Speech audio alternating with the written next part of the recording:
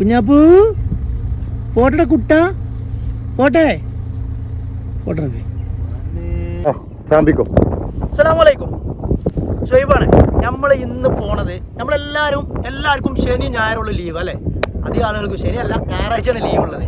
അപ്പോൾ ഒരു ദിവസം കൊണ്ട് എവിടെ പോവാം? ഊട്ടി പോകണോ, മൈസൂർ പോകണോ, കൊടൈക്കനാൽ പോകണോ എന്നറിയാതെ ആകെ കൺഫ്യൂഷൻ ആവും. നമ്മളെ സംബന്ധിച്ചിടത്തോളം നമ്മളെ കൂട്ടുകാർ 2 ആൾക്കാരുണ്ട്, പൊളി ചങ്ങായിമാരാണ്, നൗഷാദും റഫീഖും. അപ്പോൾ അവർ ഇങ്ങനെ പറഞ്ഞാൽ നമുക്ക് എവിടേക്കെങ്കിലും ഒന്ന് ജസ്റ്റ് ഇങ്ങനെ ട്രാവൽ ചെയ്യാം ഒരു ദിവസം, എവിടെ വേണം. അപ്പോൾ ഒരുപാട് കൺഫ്യൂഷൻ വന്നു. ഞാൻ പറഞ്ഞാൽ നമുക്ക് വയനാട് കുട്ട വഴി കയറിയിട്ട് കർണാടക പോയി, അവിടുന്ന് മസനഗുടി പോയി, അവിടുന്ന് ഊട്ടി വഴി നമുക്ക് നാട്ടിലേക്ക് വരാം. അപ്പോൾ അത് നടക്കുക വെച്ച് പ്രാക്ടിക്കലാണ്. സംഗതി പൊളിയാണ്. ശനിയാഴ്ച ഒരു 5 മണിയാകുമ്പോഴാണ് നമ്മളെ റഫീഖ് ഫ്രീ ആവുക. അപ്പോൾ ഞങ്ങൾ എന്ത് ചെയ്തു? ശനിയാഴ്ച 5 മണിക്ക് ഞങ്ങൾ ഇറങ്ങി. ഞങ്ങൾ ട്രാവലിങ്ങും ഇതുപോലെ ചെയ്യാൻ ആഗ്രഹിക്കുന്ന ആളുകൾക്ക് ഇതൊരു, അപ്പോൾ അതുകൊണ്ട് എന്ത് ചെയ്യുക, ഈ വീഡിയോ ഫുള്ളായിട്ട് കാണാം. ഇതുപോലെ യാത്ര ചെയ്യാൻ ആഗ്രഹിക്കുന്ന ആളുകൾക്ക് ഈ വീഡിയോ ഉപകാരപ്പെടും. അപ്പോൾ എങ്ങനെയാണ് ഞങ്ങൾ പോയത്, ഞങ്ങൾ എവിടെയൊക്കെ പോയി, അതിന് ഞങ്ങൾക്ക് കിട്ടിയ എക്സ്പീരിയൻസ് അടിപൊളി എക്സ്പീരിയൻസ് ചെയ്യുന്നുണ്ടോ. അപ്പോൾ എന്തായാലും വീഡിയോ ഫുള്ളായിട്ട് കാണാം. എങ്ങനെ എൻജോയ് ചെയ്യാം ഒറ്റ ദിവസം കൊണ്ട് ഇത്രയും സ്ഥലം എങ്ങനെ എൻജോയ് ചെയ്യാം എന്നുള്ളതാണ് ഈ വീഡിയോയിൽ പറഞ്ഞത്. അതുകൊണ്ട് വീഡിയോ ഫുള്ളായിട്ട് കാണുക, ആരും സ്കിപ്പ് ചെയ്യരുത്, അടിപൊളിയായിട്ട് കാണാം. നമ്മുടെ ചാനൽ ആദ്യമായിട്ട് കാണുന്ന ആൾക്കാർ സബ്സ്ക്രൈബ് ചെയ്തിട്ട് കാണണം, ലൈക്ക് ചെയ്യുക, വീഡിയോ ഇഷ്ടമായി ലൈക്ക് ചെയ്യണം കേട്ടോ. പിന്നെ ഞങ്ങളെ കമൻറ്റുകൾ അങ്ങനെ വാരി പതിരി കൂടി കമൻറ്റുകൾ നമ്മൾ വായിച്ചിട്ട് അത് നമുക്ക് ഭയങ്കര സന്തോഷമാണ്. കമൻറ്റുകൾ കാണുന്നത് പോസിറ്റീവ് ആണെങ്കിലും നെഗറ്റീവ് ആണെങ്കിലും കാണുന്നത് ഭയങ്കര സന്തോഷമാണ്. കമൻറ്റ് അങ്ങോട്ട് അള്ളി വീശി. അപ്പോൾ എന്ത് ചെയ്യാം, നമുക്ക് വീഡിയോ കാണാം. ബന്ദിപ്പൂർ ചെക്ക് പോസ്റ്റ് രാത്രി അടച്ചിടും, കാരണം മൃഗങ്ങൾക്ക് വേണ്ടിയിട്ടും അങ്ങനെയൊക്കെ ആയിട്ട് കാലങ്ങളായിട്ട് അത് അങ്ങനെയുള്ളൊരു സിസ്റ്റമാണ്. അതുകൊണ്ട് നമ്മൾ തിരഞ്ഞെടുത്ത വഴി കുട്ടയാണ്, വയനാട് കുട്ട വഴിയാണ്. വയനാട് കുട്ട വഴി നമുക്ക് രാത്രി മറ്റ് തടസ്സങ്ങളൊന്നുമില്ലാതെ സുന്ദരമായിട്ട് യാത്ര ചെയ്യാം. വേറെ തടസ്സങ്ങളോ പ്രശ്നങ്ങളോ ഒന്നുമില്ല. ഇനി പോലീസ് ഇല്ലെങ്കിൽ അങ്ങനെയുള്ള പ്രശ്നങ്ങൾ, ഇപ്പോൾ നമ്മളെ വണ്ടിയുടെ എല്ലാ പേപ്പറുകളും ക്ലിയർ ആണെങ്കിൽ നമുക്ക് യാതൊരുവിധ പ്രശ്നമില്ല. നിലവിൽ കൊറോണയുടെ എല്ലാ റെസ്ട്രിക്ഷനും എല്ലായിടത്തും എടുത്ത് കളഞ്ഞ പോലെ കർണാടകയിലും അങ്ങനെയൊക്കെ തന്നെയാണ്. അപ്പോൾ നമ്മൾ പോണ സമയത്ത് വയനാട് കയറിയപ്പോൾ തന്നെ മര്യാദ ഫോഗും കാര്യങ്ങളൊക്കെ ഉണ്ട്. റഫീഖ് പിന്നെ ഡ്രൈവിംഗ് സീറ്റിൽ ഇരുന്ന് കഴിഞ്ഞാൽ ഒരു രക്ഷയില്ലാതെ അങ്ങനെ ഡ്രൈവ് ചെയ്തുകൊണ്ടിരിക്കും. ഞങ്ങൾ മൈസൂർ, അതായത് കർണാടക എത്തിക്കഴിഞ്ഞ സമയത്ത് നല്ല അന്തരീക്ഷമായിരുന്നു, നല്ല തണുപ്പും അല്ലെങ്കിൽ അങ്ങനെ ആ ഒരു ഫോഗായിട്ടുള്ള അന്തരീക്ഷമായിരുന്നു. നമ്മൾ മൈസൂർ ഇങ്ങനെ കണ്ടിട്ടില്ല എന്നുള്ളതാണ്. ഞാൻ ഇതിന് മുമ്പ് മൈസൂർ വന്നപ്പോഴൊന്നും ഇതുപോലുള്ളൊരു അന്തരീക്ഷം കണ്ടിട്ടില്ല. നല്ല അടിപൊളി ഫോഗ്. നമ്മുടെ യാത്രകളിലെ പ്രഭാതങ്ങൾ അതെന്നും മനോഹരമായിരിക്കും. എന്ന് പറഞ്ഞു കഴിഞ്ഞാൽ ഒരു ദിവസത്തിൻ്റെ ഏറ്റവും ഭംഗിയുള്ള സമയം ഒന്ന് രാവിലെ, ഒന്ന് വൈകുന്നേരം.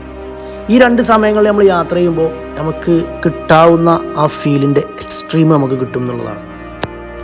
ഇപ്പോൾ സമയം 8 മണിയായി, കാരണം ഞങ്ങൾ നല്ലൊരു സ്പോട്ട് തരാം. ഞങ്ങളുടെ കയ്യിൽ ഭക്ഷണം പാർസലുണ്ട്. അപ്പോൾ ഏതെങ്കിലും നല്ല സൂപ്പർ സ്ഥലത്ത് നിർത്തിയിട്ട് ഭക്ഷണം കഴിക്കണം. അത് ഒരു ഗ്രാമത്തിൻ്റെ ഒരു സെറ്റപ്പിലാണ് ഞങ്ങൾ ഭക്ഷണം കഴിക്കാൻ ഉദ്ദേശിക്കുന്നത്. അതിനുള്ള സെർച്ചിങ്ങിലാണ് രാവിലെ ഒരു 6:30 മുതൽ ഞങ്ങൾ തുടങ്ങിയത്. എന്തായാലും കുറച്ച് ദൂരം പോയപ്പോൾ ഞങ്ങൾക്ക് ഇഷ്ടപ്പെട്ട സ്ഥലം ചായക്ക് വേണ്ടി നിർത്തിയതാണ്. അടിപൊളി സ്ഥലം, ഫുള്ള് കോട, പുടുത്തമുട്ട കോട, ഒരു രക്ഷയില്ല. ഹെജ്ജാതി കോടാന്നറിയോ? ഇതൊക്കെ നമ്മളടുത്തൊരു കണ്ടം പോലെ അല്ലേ? പക്ഷേ ഇവിടുത്തെ തെങ്ങില്ലേ, തെങ്ങിന് പ്രത്യേകത ഉണ്ട്. എന്താ പറയുക, ഇത് ഈ സൗദി അറേബ്യയിലൊക്കെ ഉണ്ടാവില്ലേ, ഈത്തപ്പഴമരൊക്കെ ഉണ്ടാവില്ലേ? ആ അത് ശരി കേട്ടോ, തെങ്ങ് തീരെ വലിപ്പമല്ല. എനിക്ക് തോന്നുന്നത് ആ ഈത്തപ്പഴത്തിൻ്റെ ആ ഒരു പനകളൊക്കെ വരുന്നില്ലേ, അതിൻ്റെ ഒരു സെറ്റപ്പാണ്. പിന്നെ ഇവിടെ ഉണ്ട് കേട്ടോ വലിയ തെങ്ങ്, നമ്മളവിടുത്തെ മാതിരത്തെ തെങ്ങ് ഇവിടെ ഉണ്ട്, ഇതാണ്ടോ ഇവിടെ ഉണ്ട്. എന്തായാലും പൊളി കേട്ടോ, പൊളി വൈബാട്ടോ. മൈസൂർ വേറെ ലെവല്. ഇവിടെയായിട്ട് എനിക്ക് തീരെ വിശപ്പില്ല, തീരെ ഭക്ഷണം കഴിക്കില്ല എന്ന് പറഞ്ഞിട്ട് 15 പത്തിരി അടിച്ചണം മെന്നി നൗഷാദ്. എന്തായാലും ഞങ്ങൾ ഭക്ഷണം കഴിക്കാൻ തിരഞ്ഞെടുത്ത സ്ഥലം അടിപൊളിയായിരുന്നു കേട്ടോ. കാരണം ആ ഗ്രാമത്തിൻ്റെ ആ ഒരു സെറ്റപ്പ് ഉണ്ടല്ലോ, ആ കാളവണ്ടിയൊക്കെ ഭയങ്കര അപ്ഡേറ്റ് ആയിക്കൊണ്ടോ ഇവിടെ. കാരണം ടയർ നോക്കാം, നമുക്ക് പണ്ട് മരത്തിൻ്റെ ടയറല്ലായിരുന്നു, ഇവിടെ ഭയങ്കര അപ്ഡേഷൻ ഉണ്ട്. എന്തായാലും അപ്പോൾ ഭയങ്കര ഇവിടെയുള്ള ഗ്രാമത്തിലുള്ള ആളുകളൊക്കെ നല്ല മനുഷ്യരാട്ടോ. കാരണം നമ്മൾ സംസാരിച്ച് നോക്കുമ്പോഴൊക്കെ നമ്മളത് നമുക്ക് ആ ഒരു വൈബ് കിട്ടുന്നുണ്ട്. എന്താ പറയുക, ഒരു നിഷ്കളങ്കത്വം കിട്ടുന്നുണ്ട്. പല ഭാഗത്ത് നമ്മൾ സംസാരിച്ച പല ആളുകളും നമ്മളോട് പറയും, ഒരുപാട് ദൂരയാത്രകളൊക്കെ ചെയ്ത ആളുകൾ പറയും നമ്മൾ ഗ്രാമങ്ങളിലേക്ക് പോകരുത്, അവിടെ ഭയങ്കര ഡേഞ്ചറസ് ആയിട്ടുള്ള ആളുകളുണ്ട്. പക്ഷെ നമുക്ക് നേരെ തിരിച്ചുള്ള അനുഭവമാണ്. നമ്മൾ ടിപ്പു സുൽത്താൻ്റെ കോട്ട കാണാൻ വേണ്ടിയിട്ട് തീരുമാനിച്ചിട്ടാണ് ഇറങ്ങിയത്. പക്ഷേ അവിടെ നമുക്ക് വീഡിയോ എടുക്കാനൊക്കെ ഒരുപാട് റെസ്ട്രിക്ഷനും പ്രശ്നങ്ങളൊക്കെയാണ്. അപ്പോൾ നമുക്ക് സൂവിലൊന്ന് കയറാം, പെട്ടെന്ന് കയറി ഇറങ്ങാം എന്നുള്ള തീരുമാനത്തിൽ നമ്മൾ മൈസൂരിൽ നിന്ന് നേരെ പോണത് മൈസൂർ സൂക്കാണ്. മൈസൂർ സൂവിൽ നിന്ന് നമുക്ക് പറഞ്ഞു കഴിഞ്ഞാൽ ഈ മൈസൂരിനെ സംബന്ധിച്ചിടത്തോളം വളരെ അടുത്ത പ്രദേശങ്ങളിൽ തന്നെ ഒരുപാട് സ്പോട്ടുകളുണ്ട്. നമുക്ക് കാണാൻ ഉദ്ദേശിച്ച ഒരുപാട് സ്പോട്ടുകൾ കാണാം. അത് വല്ലാത്തൊരു ഗുണമുള്ളൊരു കാര്യം തന്നെയാണ്. ഒരു യാത്രക്കാരെ സംബന്ധിച്ചിടത്തോളം ഒരുപാട് സമയം ചിലവഴിക്കാതെ ഒരുപാട് സ്പോട്ടുകളിലേക്ക് പോകാം. തണുപ്പ് മാറി നല്ല വെയിലും ചൂടും ഒക്കെ ആയിട്ട് മൈസൂരിനെ സംബന്ധിച്ചിടത്തോളം മൈസൂർ അങ്ങനെ തണുത്ത കാലാവസ്ഥ ഉള്ളൊരു സ്ഥലമല്ല. എന്തായാലും നമ്മൾ ഡ്രൈവ് ചെയ്ത് നമ്മൾ സൂവിൻ്റെ പാർക്കിങ്ങിൽ വണ്ടി നിർത്തി നമ്മൾ സൂവിലേക്ക് നടന്നു വന്നു. ഈ മൈസൂർ സൂ എന്ന് പറഞ്ഞു കഴിഞ്ഞാൽ മൈസൂരിൻ്റെ ഒരു പ്രധാന ടൂറിസ്റ്റ് കേന്ദ്രം കേട്ടോ. ഇവിടെ വന്ന അഡൽട്ട്സിന് 100 രൂപയും കുട്ടികൾക്ക് 50 രൂപ, അങ്ങനെയാണ് ഇവിടെ ചാർജ് ചെയ്തിട്ടുള്ളത്. അത് ഇവിടെ ഞങ്ങൾ വന്ന് കയറിയ ദിവസങ്ങൾ ഇന്ന് പൊതുവേ തിരക്ക് വളരെ കുറവ്. നമ്മളിങ്ങനെ കണ്ടിട്ടില്ല. സൂവിനെ സംബന്ധിച്ചിടത്തോളം ഒരു പൂരപ്പറമ്പ് പോലെ ആയിരിക്കും എല്ലാ സമയത്തും. 1892 മഹാരാജ ശ്രീ ചാമരാജ വോടയാരു എന്ന് പറഞ്ഞിട്ടുള്ള ഒരു രാജാവ് ഉണ്ടായിരുന്നു. അദ്ദേഹത്തിൻ്റെ സ്വകാര്യ മൃഗശാലയിൽ നിന്ന് ഒരു 10 ഏക്കറിലാണ് ഇവരെന്ത് ചെയ്തത് ആദ്യമായിട്ട് ഇത് തുടങ്ങുന്നത്. 1892 കേട്ടോ. അതിപ്പോൾ 157 ഏക്കറിലായി. മൈസൂരിൽ സൂ ഇപ്പോൾ സ്ഥിതി ചെയ്യണത് 150 ഏക്കറിലാണ്. ആ തുടക്കം മുതൽ മാറി മാറി വരുന്ന ഭരണകർത്താക്കൾ ഇല്ലെങ്കിൽ രാജാക്കന്മാർ അങ്ങനെ ക്രമേണ വരുത്തിയ മാറ്റാണ്. ഒരുപാട് സ്ഥലങ്ങളിലേക്ക് ഇല്ലെങ്കിൽ 150 ഏക്കറിലേക്ക് ഇത് മാറ്റിയത്. നമ്മൾ കയറി ചെന്ന ഭാഗത്ത് അവിടെ സൂവിൻ്റെ ഒരു മാപ്പ് കാണാം. നമുക്ക് പോകാൻ വേണ്ടിയിട്ട് വളരെ സുലഭമാക്കാൻ വേണ്ടിയിട്ട് അവിടെ ആ ഒരു മാപ്പ് നോക്കിക്കഴിഞ്ഞാൽ നമുക്ക് പോകാം. നമ്മളെന്തായാലും കയറി പോണ ഭാഗത്ത് ആദ്യമായിട്ടുള്ളത് പക്ഷികളാണ് കേട്ടോ. പക്ഷികളുടെ ഒരു കരച്ചിൽ കേട്ടിട്ടാണ് നമ്മൾ സൂവിൻ്റെ ഉള്ളിലേക്കുള്ള നടത്തം തുടങ്ങുക. ഇവിടെയൊക്കെ കിളികളാണ്. ശരിക്കും തന്നെ തുറന്നു കൊടുക്കണതില്ലേ. കിളികൾക്കൊക്കെ ഭയങ്കര ഹാപ്പിയാവും. എങ്ങനെയാണ് ഗ്രില്ല് കാരണമൊന്നും കാണില്ല. വെള്ളമയിൽ കേട്ടോ, വെള്ളമയിൽ. ഞാൻ ആദ്യമായിട്ടാണ്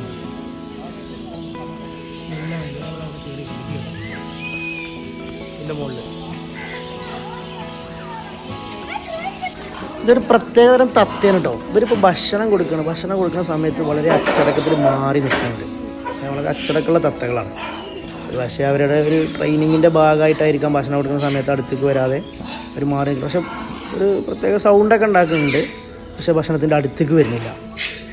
അതിന് മുമ്പുള്ള എന്തെങ്കിലും ദുരനുഭവം ഉണ്ടാകും. ഭക്ഷണത്തിൻ്റെ അടുത്തേക്ക് വരുമ്പോൾ ചിലപ്പോൾ അടിയിട്ട് അങ്ങനെ എന്തെങ്കിലുമൊക്കെ ചെയ്തിട്ടുണ്ടാകും. അല്ലെങ്കിൽ അങ്ങനെ ട്രെയിൻ ചെയ്തായിരിക്കാം, എന്തോ ആയിക്കോട്ടെ. ഇവിടെ ഞങ്ങൾ പോയപ്പോൾ കാട്ടിൻ്റെ ഉള്ളിൽ ഒരു പുലിയൊക്കെ നിൽക്കുന്ന പോലത്തെ ഒരു സെറ്റപ്പ്. അതിൻ്റെ തൊട്ടടുത്തായിട്ടാണ് ഒരു പുള്ളിപ്പുലി. അതിങ്ങനെ ഭക്ഷണമൊക്കെ കഴിച്ച് അതോ ഇനി ഭക്ഷണത്തിന് കിട്ടാത്തതിൻ്റെ എന്നറിയില്ല. അതിങ്ങനെ ഉലാത്താണ്. എന്താ ഓൻ്റെ നടത്തുന്നുണ്ടോ വേറെ ലെവലില്ലേ. ഇതൊരു എങ്ങനെ കണ്ടാലും ഒരു ഗൗരവം തന്നെയാണ്. ഈ മാംസബുക്കുകളെ കാണുമ്പോഴേ ഒരു പ്രത്യേക ഗൗരവം തന്നെയാണ്. എന്താ പോലെ നടക്കാം. സൂപ്പറായി പോയല്ലോ. നമുക്കിവിടെ കാണാനുള്ളത് കാട്ടുപോത്താട്ടോ. കാട്ടുപോത്തിലൊരു സിംറ്റൊക്കെ അവിടെ വെച്ചിട്ടുണ്ട്. ഇതിൻ്റെ തൊട്ടടുത്തായിട്ട് കാട്ടുപോത്തുണ്ട് എന്നുള്ളതിൻ്റെ ഒരു സംഗതി. ഭയങ്കര ഒരു കുട്ടിയാണല്ലേ. കാട്ടുപോത്തുകളൊന്നും ഓക്കെ അല്ല. അവരൊന്നും ഭയങ്കര മടിയന്മാരായിരിക്കണം. ഓടണമില്ല, നടക്കണമില്ല. അവരങ്ങനെ ചടഞ്ഞ് നിൽക്കുക. പക്ഷെ നല്ല മണ്ട സാധനങ്ങളുണ്ട് കേട്ടോ. അടിപൊളി സാധനങ്ങളുണ്ട്. പിന്നെ അതിൻ്റെ തൊട്ടപ്പുറത്തായിട്ട് കണ്ടത് എന്താണിത്, മനുഷ്യന്മാരെ പോലെ നോക്കണത് ഈനാമ്പേച്ചിയെ തോന്നുന്നുണ്ട്. പിന്നെ നമുക്ക് നടക്കാൻ കഴിയാത്ത ആളുകൾക്ക് ഇല്ലെങ്കിൽ നമുക്ക് പെട്ടെന്ന് കണ്ടു തീർക്കണം സൂ എന്നുണ്ടെങ്കിൽ വണ്ടി ഓർഡർ ചെയ്താൽ മതി. അവിടെ നമ്മൾ ആ കയറുന്ന ഭാഗത്ത് തന്നെ നമ്മൾ പറഞ്ഞു കഴിഞ്ഞാൽ നമുക്ക് അതിൽ പോയി ചാർജ് ഉണ്ട്. അത് കൊടുത്തു കഴിഞ്ഞാൽ നമുക്ക് അതിൽ പോവാം. അവിടെ പോയി കഴിഞ്ഞാൽ ട്രൗസർ ഇടാനൊക്കെ ഒരു കുരങ്ങനെ കാണാം. ഇവനാണ് ഇവിടുത്തെ മെയിൻ കേട്ടോ. King Kong. ഇവിടുത്തെ ഒരു കിങ് കോങ് ആയിട്ട് ഇങ്ങനെ അലയ്യാണ്. കണ്ട ജീവൻ്റെ കഴിക്കൽ. ഇങ്ങനൊരു പ്രശ്നമല്ല. എത്ര ആളുകൾ പുറത്ത് നിന്ന് സൗണ്ട് ഉണ്ടാക്കുന്നുണ്ട്. എന്തുകൊണ്ടാണ് പ്രശ്നമില്ലാത്തത്? ഫുള്ള് ഗ്ലാസ്സാണ്, അതുകൊണ്ടാണ് പ്രശ്നമില്ലാത്തത്. അതൊക്കെ തിന്നിട്ട് ഇങ്ങനെ കാട്ടിൽ എങ്ങനെ കഴിയേണ്ട ആൾക്കാരാണ്, പാറി നടന്ന് കഴിയേണ്ട ആൾക്കാരാണ്. ഒരു ചെറിയൊരു ഭാഗത്തിട്ടിട്ട് അതിനെങ്ങനെ എട്ടങ്ങാറാക്കണം. ശരിക്കും സങ്കടമാണല്ലേ ഈ സൂവിൻ്റെ ഉള്ളിലത്തെ കാഴ്ചകൾ എന്ന് നോക്കുമ്പോൾ ഭയങ്കര സങ്കടമാണ്. കാരണം ഈ മൃഗങ്ങളൊക്കെ എങ്ങനെ കഴിയേണ്ട മൃഗങ്ങളാണ്. ഇവരെ കൊണ്ടുപോയി ഒരു കൂട്ടിൻ്റെ ഉള്ളിൽ അടച്ച് ഭക്ഷണമൊക്കെ കൃത്യമായിട്ട് കിട്ടുന്നുണ്ട്. പക്ഷെ എന്നിരുന്നാലും അവരുടെ ആ ഒരു എൻ്റർടൈൻമെൻറ്റുകളും കാര്യങ്ങളും നടക്കുന്നില്ല. എൻ്റെ ഇടയിൽ കൂടി നമ്മളെപ്പോലുള്ള ആൾക്കാരൊക്കെ വന്ന് ബഹളം ഉണ്ടാക്കുക. എന്താ ഒരവസ്ഥ അല്ലേ, മോശം അവസ്ഥയല്ലേ. നമ്മൾ കൊറോണ കാലത്ത് അനുഭവിച്ചതല്ലേ ഈ അവസ്ഥ. പോക്കറ്റടി സൂക്ഷിക്കണം. അതിവിടെ നിന്നല്ല, തിരക്കുള്ള എല്ലാ ഭാഗത്തും പോക്കറ്റടി ഉണ്ട് കേട്ടോ. അത് ശ്രദ്ധിക്കുന്നത് നല്ലതാണ്. ചിലപ്പോൾ സ്വർണ്ണമൊക്കെ പോകും. ജീൻസ് പാൻറ്റും ഒക്കെ ഇട്ട് നിൽക്കുന്ന ഒരു കണ്ടാമൃഗം. അവനെ കണ്ടപ്പോൾ എനിക്ക് അങ്ങനെ തോന്നിയത്. ജീൻസ് പാൻറ്റൊക്കെ നമ്മളെ ഒരു മോഡൽ ജീൻസ് ഉണ്ടല്ലോ, അതേപോലത്തെ ഒരു പാൻറ്റും ഷർട്ടൊക്കെ ഇട്ട് നിൽക്കുന്ന ഫ്രീക്കായി നിൽക്കുന്ന ഒരാൾ. അങ്ങനെയാണ് എനിക്ക് ഈ കണ്ടാമൃഗത്തിനെ കണ്ടപ്പോൾ തോന്നിയത്. ഭയങ്കര രസമായി. ഞാൻ കുറച്ച് നേരം നോക്കി നിന്നിട്ട് ആളെ ഇത് ജീൻസ് തന്നെയാണെന്ന് പറഞ്ഞു. പക്ഷേ അത് പിന്നെ നമ്മൾ കണ്ട കരടികളാണ്. ഈ കരടികൾ പൊതുവെ ഒറ്റയ്ക്ക് ജീവിക്കാൻ ഇഷ്ടപ്പെടുന്ന ജീവികളാണ് കേട്ടോ കരടികൾ. മറ്റുള്ളവരിൽ നിന്നൊക്കെ മാറിയിട്ട് ഒറ്റയ്ക്ക് ജീവിക്കാം. അവരുടെ ഭക്ഷണം എന്ന് പറഞ്ഞു കഴിഞ്ഞാൽ അവർ മീൻ കഴിക്കും, മുട്ട കഴിക്കും, പിന്നെ അതുപോലെ മാംസം കഴിക്കും, സസ്യങ്ങൾ കഴിക്കും. തേനാണ് സാധനം. ഇഷ്ടത്തിൽ കഴിക്കുന്ന സാധനം തേന്. പിന്നെ അങ്ങനെ മിശ്രഭോജികൾ എന്നാണ് ഇവരെ അറിയപ്പെടുക ഈ കരടികളെ. ഇങ്ങനെയുള്ള ജീവികൾക്കാണ് ഈ ശരിക്ക് ഈ തനിച്ച് ജീവിക്കാൻ ഇഷ്ടപ്പെടുന്ന ജീവികൾക്കൊക്കെയാണ് ഈ മൃഗശാലകളിൽ ഒരുപാട് ബുദ്ധിമുട്ടുകളുണ്ടാണ്. അവർക്ക് കുറച്ചധികം സ്പേസ് കൊടുത്തിട്ടുണ്ട്, കുറച്ചും കൂടി സ്ഥലം കൊടുത്തിട്ടുണ്ട് തോന്നുന്നു. അത് ഒരു പക്ഷേ ഈ ഒരു സ്വഭാവം കൊണ്ടായിരിക്കും, അവരുടെ ഈ സ്വഭാവം പരിഗണിച്ചിട്ടായിരിക്കും കുറച്ച് സ്ഥലം കൊടുത്തത്. പക്ഷേ അവർ ഒതുങ്ങിയിരിക്കണില്ല കേട്ടോ. അങ്ങനെ എപ്പോഴും ഇങ്ങനെ ആക്റ്റീവാണ്. ഞാൻ ഏത് സമയത്ത് വരുമ്പോഴും ഇവരിങ്ങനെ ഭയങ്കര ആക്റ്റീവ്. രാത്രിയാണ് ശരിക്ക് കാടുകളിൽ കരടി സഞ്ചരിക്കാറുള്ളത്. ഭയങ്കര ശ്രവണശേഷിയാണ്. അതുപോലെ തന്നെ ഒരുപാട് ഐറ്റം പാമ്പുകളുണ്ട് കേട്ടോ.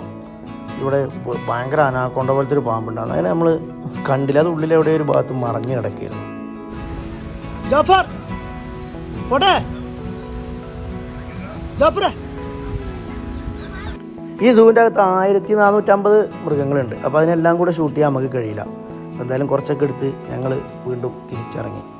നമുക്കിനി പോകേണ്ടത് ബന്ദിപ്പൂർ റിസർവ് ഫോറസ്റ്റ് കൂടെയാണ്. കാരണം മൈസൂർ വരുന്ന എല്ലാ ആൾക്കാരും എൻജോയ് ചെയ്യുന്ന സ്ഥലമാണത്. കാരണം അവിടെ കാട്ടിലെ മൃഗങ്ങൾ ഇങ്ങനെ ഉല്ലസിച്ച് നടക്കുന്ന ഒരു കാഴ്ച നമുക്ക് കാണാൻ കഴിയും. എവിടെ നോക്കിയാലും എന്തെങ്കിലും മിനിമം ഒരു മാനെങ്കിലും കാണാതെ അവിടെ നിന്ന് ആരും പോകുന്നുണ്ടാവില്ല. അത്രയ്ക്ക് അടിപൊളി സ്ഥലമാണ്.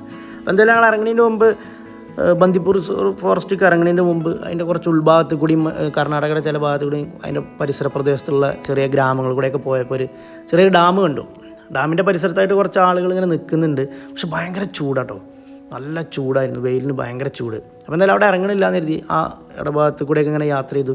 നല്ല രസകരമായ സ്ഥലങ്ങളുണ്ട് കേട്ടോ. കർണാടക ഭാഗത്തൊക്കെ നല്ല ഭംഗിയുള്ള സ്ഥലങ്ങൾ, പിന്നെ അതുപോലെ ഡാമുകൾ, കൃഷിയിടങ്ങൾ, നീണ്ടു കിടക്കുന്ന കൃഷിയിടങ്ങൾ, അതായത് കിലോമീറ്ററുകളോളം നീണ്ടു കിടക്കുന്ന കൃഷിയിടങ്ങൾ. ഇവർ വെള്ളം ശേഖരിക്കുന്നതൊക്കെ ഭയങ്കര രസമാണ്. ഈ ഏതെങ്കിലും ഒരു സമയത്ത് ഇവർക്ക് മഴ കിട്ടുള്ളൂ. ആ മഴ കിട്ടുന്ന വെള്ളം മുഴുവൻ അവർ ആ കൃഷിയിടത്തിൽ കെട്ടി നിർത്തിയിട്ടൊക്കെ ഉള്ളൊരു സെറ്റപ്പാണ്. അങ്ങനെ ഞങ്ങൾ ബന്ദിപ്പൂർ റിസർവ് ഫോറസ്റ്റിലേക്ക് എത്തി.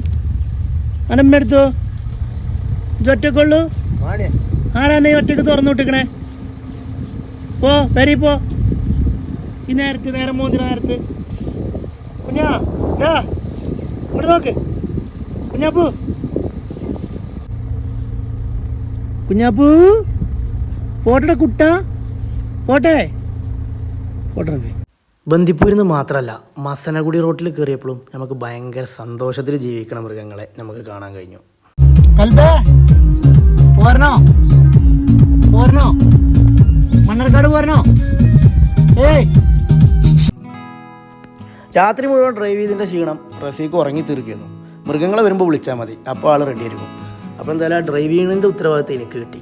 നമ്മൾ മസനഗുടി റൂട്ടിലോട്ടായി പോണത്. ഈ മസനഗുടി റൂട്ട് ഇത് പൊളി വൈബാട്ടോ.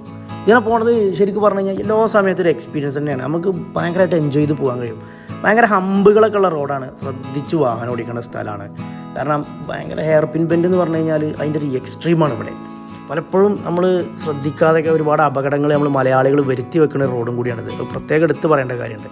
കാരണം അവിടെ ഹമ്പുകളുണ്ട്. പിന്നെ അതുപോലെ ഈ ഹെയർ പിൻ ബെൻഡ് എന്ന് പറഞ്ഞാൽ 2 വളവുകളൊക്കെ ഒരുമിച്ച് വരും. അങ്ങനത്തെയൊക്കെ ഒരു സെറ്റപ്പാണ്. അപ്പോൾ നമ്മൾ ഈ ഭാഗത്ത് കൂടി പോകുമ്പോൾ നല്ലോണം ശ്രദ്ധിക്കണം. അവിടെ ഞങ്ങൾ ഊട്ടി കഴിഞ്ഞ് പിന്നെ അതുപോലെ മേട്ടുപ്പാളയം റോട്ടിലേക്ക് ഇറങ്ങി. നല്ല സൂപ്പർ റോഡാണ്. പക്ഷെ ഇപ്പോൾ കുറച്ച് പല ഭാഗങ്ങളിലും പണി നടക്കുന്നുണ്ട്. അത് മേട്ടുപ്പാളയം റോഡ് എന്ന് പറഞ്ഞു കഴിഞ്ഞാൽ ഊട്ടി ടു മേട്ടുപ്പാളയം. അതെ ഈ മണ്ണാർക്കാട്ടേക്കുള്ള വഴി ഏതാ? ഓയ് കാക്കാ കാക്കോ മണ്ണാർക്കാട്ടേക്ക് തമിഴ് ചോദിക്ക, തമിഴിനല്ലത് അണ്ണേ. മണ്ണാർക്കാടേക്കുള്ള വളിയെങ്കേ, മണ്ണാർക്കാട്ടേക്കുള്ള വളിയെങ്കേ പാലാട്ടുണ്ട് പോവാ.